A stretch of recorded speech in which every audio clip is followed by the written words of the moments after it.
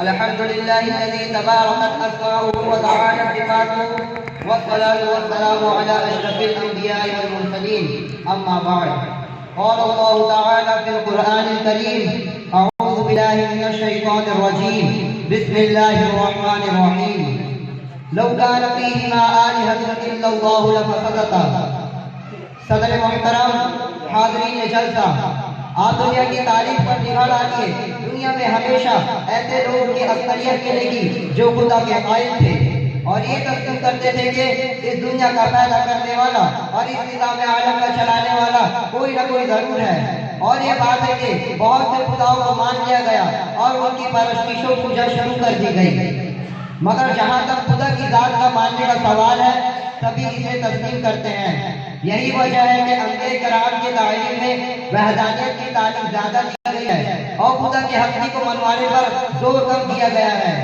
مگر بے وقوفوں سے یہ دنیا کبھی خالی نہیں رہی. آج بھی دنیا میں ایسے احمد مل جاتے ہیں جو بظاہر پڑھے لکھے ہوئے ہوتے ہیں مگر باتیں ایسی کرتے ہیں جن کی توقع کسی پاگل یا دیوانے سے ہی کی جا سکتی ہے. میری مراد ان احمقوں سے وہ ہیں جنہیں ملحد یا دہریہ کہا جاتا ہے.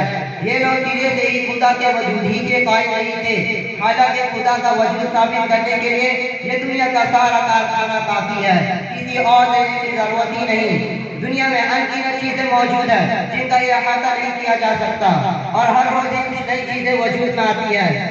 ہمارا روزانہ کا مشاہدہ ہے کہ ہر صبح سورج مشرق سے نکلتا ہے اور شام کو مغرب میں ڈوب جاتا ہے. رات آتی ہے، ستارے نکلتے ہیں، چاند اپنی آب و تاب کے ساتھ آسمان پر جلوہ گر ہوتا ہے، چاندنی ٹھہر جاتی ہے، پھر دن آتا ہے اور سورج اپنی کرنیں زمین میں بکھیر دیتا ہے. یہ سارا نظام اتنے نظم و ضبط کے ساتھ چل رہا ہے کہ دیکھ کر تعجب ہوتا ہے. اب تھوڑی سمجھ رکھنے والا کوئی بھی آدمی اگر ذرا بھی غور و فکر سے کام لے تو اسے یہی روزمرہ کے مشاہدات میں خدا کے ہستی اور وجود کے جلوے نظر آئے اور خدا کی ہستی کی نشانیاں ملے. ٹھیک اسی دوسرے طرح کی ضرورت ہی نہ رہ جائے. ظاہر ہے کہ ساری کائنات اور اس سارا نظم و انتظام بغیر کسی منتظم اور چلانے والے کے کیسے چل سکتا ہے، جبکہ ہم دنیا میں دیکھتے ہیں کہ ایک چھوٹی سے چھوٹی اور بڑی سے بڑی چیز کو تیار کرنے اور بنانے کے لیے بنانے والے اور تیار کرنے والے کی ضرورت پڑتی ہے. نہ تو کمہار کا مٹی کا پیالہ خود سے بن پاتا اور نہ بڑی بڑی دیوہیکل مشینیں. ان سب چیزوں کے بنانے چلانے کے لیے بنانے والے اور چلانے والے کی ضرورت پڑتی ہے. تو یہ کارخانہ عالم خود بخود کیسے وجود میں آ سکتا ہے اور وجود میں آنے کے بعد بغیر کسی منتظم کے اس کا نظام کیسے چل سکتا ہے؟ سورہ بقرہ میں ہے: ان فی خلق السماوات والارض واختلاف الليل والنهار والفلك التي تجري في البحر بما ينفع الناس وما انزل الله من السماء من ماء فاحيا به الارض بعد موتها وبث فيها من كل دابة وتصريف الرياح والسحاب المسخر بين السماء والارض لآيات لقوم يعقلون. بلا شبہ آسمان اور زمینوں کی بناوٹ میں اور رات اور دن کے ذریعے بادلیں آنے میں اور ان کشتیوں میں جو انسان ابھی کام کی چیزیں لے کر دریاؤں اور سمندروں میں چلتی پھرتی ہے، اور ایسی بارش میں جسے اللہ آسمان سے برساتا ہے، پھر اس سے زمین کو زندگی بخشتا ہے. بعد ان کے وہ مردہ ہو چکی تھی اور ان کے ذریعے ہر قسم کی جاندار زمین کی وسعت میں پھیلا دیتا ہے اور ہواؤں کے بدلنے میں اور ان بادلوں میں جو آسمان اور زمین کے درمیان مسفر رہتے ہیں عقل سے کام لینے والوں کے لیے کھلی نشانیاں ہیں. حقیقت یہ ہے کہ شخص نشینہ کے لیے دنیا کے انہیں رنگیاں اور قدرت کے اس کارخانہ میں خدا کے وجود کی نشانیاں بے شمار ہیں. انسان کی پوری زندگی صبح و شام کا آنا جانا، رات اور دن کا تغیر سبھی سے خدا کی قدرت اور اس کے شر میں آشکار ہے. لیکن کوئی اپنی آنکھیں موند لے تو سب کچھ ہوتے ہوئے سے کچھ نظر نہیں آ سکتا.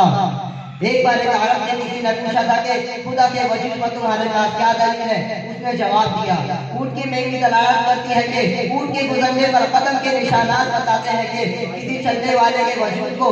تو کیا یہ برجوں والا آسمان، یہ معجزہ دریا و سمندر، یہ بلند و بالا پہاڑ، یہ چمکتے ہوئے ستارے، یہ رات و دن کا آنا جانا خدا کے وجود پر دلالت نہیں کرتے؟ کسی صانع اور بنانے والے کو نہیں بتاتے۔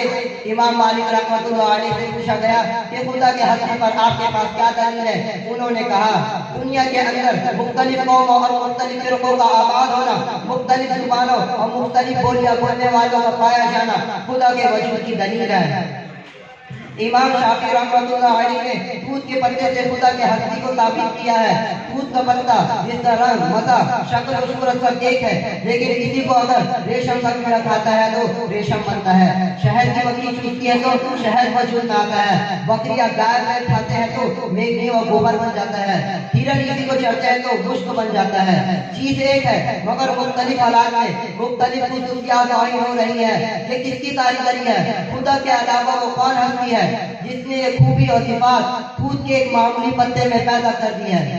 جب ایک مسلمان کلمہ طیبہ پڑھتا ہے تو وہ اس بات سے اقرار کرتا ہے کہ میں اس خدا کی عبادت و پرستش کروں گا جو اکیلا ہے، جس کے سوا کوئی معبود نہیں، تنہا وہی عبادت کے لائق ہے، اس کا کوئی شریک اور ساتھی نہیں۔ قرآن کے اندر ارشاد باری ہے الہکم الہ واحد لا الہ الا هو الرحمن الرحیم، تمہارا معبود ایک ہے، وہی اللہ جو رحم و کرم والا ہے۔ دوسری جگہ ارشاد ربانی ہے لو کان فیہما آلہۃ الا اللہ لفسدتا، اگر آسمان اور زمینوں میں ایک اللہ کے علاوہ کئی اور معبود ہوتے تو یہ سارا نظام درہم بھرم ہو جاتا۔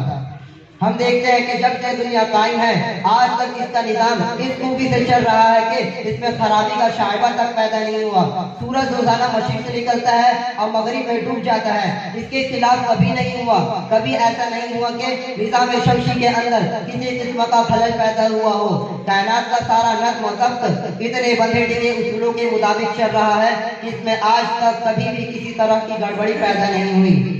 اس بات سے صاف پتہ چلتا ہے کہ اس دنیا کا پیدا کرنے والا ایک ہے۔ اگر کئی خدا ہوتے تو نظام ہرگز نہیں چل سکتا تھا، یہ کب کا ٹوٹ ٹوٹ کر بکھر چکا ہوتا۔ دنیا کے اندر بھی ہم دیکھتے ہیں کہ کسی ملک کے 2 صدر یا 2 وزیر اعظم نہیں ہوتے، کسی صوبے کے 2 گورنر یا 2 وزیر اعلیٰ نہیں ہوتے، کسی مدرسے کے 2 محتمین نہیں ہوتے۔ جب بھی اس قسم کی کوشش کی گئی نظام میں حکومت نہیں چل پایا، کیونکہ ہر ایک با اختیار ہوتا، ہر ایک اپنا حکم چلانا چاہتا ہے، لہذا دونوں کی اختلاف کی وجہ سے سارا نظام بگڑ کر رہ جاتا۔ اگر دنیا کے اندر ایک سے زیادہ خدا ہوتے تو کوئی خدا کبھی کچھ کہتا تو دوسرا اس کے برخلاف کچھ اور تیسرا کچھ اور، اس اختلاف کے نتیجے میں کائنات کا نظام درست نہیں رہ پاتا اور یہ ساری کائنات ٹوٹ ٹوٹ کر برباد ہو جاتی۔ لیکن ہمارا مشاہدہ ہے کہ جب سے دنیا وجود میں آئی ہے کائنات نظام بالکل درست اور ٹھیک طریقے پر چل رہا ہے، اس میں کبھی خرابی پیدا نہیں ہوئی۔ یہ اس بات کا واضح ثبوت ہے کہ خدا ایک ہے۔ توحید کی امانت سینوں میں ہے ہمارے، توحید کی امانت سینوں میں ہے ہمارے، آسان نہیں مٹانا نام و نشاں ہمارا، وما علینا الا البلاغ۔ السلام علیکم۔